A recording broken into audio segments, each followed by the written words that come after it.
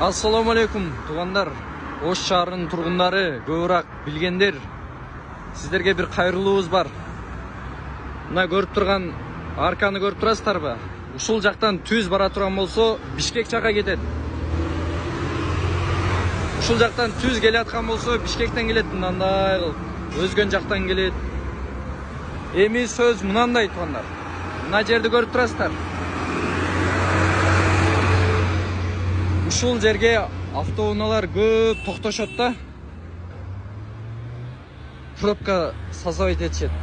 Кечиресиздер, орусча сүйлөп койдум. Пробка кылыпчы, мындай тыгын кылышет да ошол жердечи. Машиналар токтой берет, анткени клиент алам дейт. Анан бир сунушум ушул жерде мэрия көрүп аткан болсо, мына эстелик турат го. Ушул эстеликти мындай жылдырып туруп бир остановка түзүп койбойсуздарбы ушул жерге? Кандай болот? Ушул жерди жерин чоңойсоңуздар бир аз.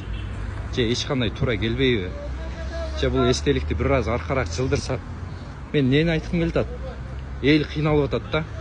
Эл чарчады. Өткөндө бир комментарий бирөө да жазды. Ошол жерде бир тартып чыгарып койчу депчи. Анткени эл мындай пробка көп болот.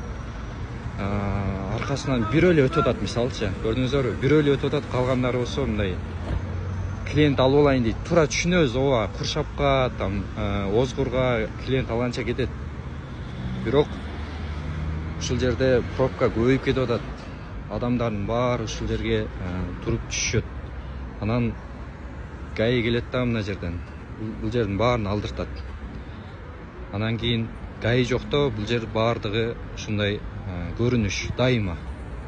Нар жака неме деп коет, остановка, аялдама салган. Ал жака адамдар баргысы келбейт. Анткени бул жерге адамдарга ыңгайлуу жер да.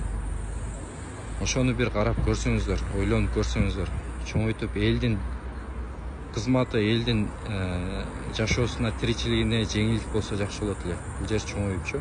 Мисалы, мынанын ичине эч ким деле кирген жок.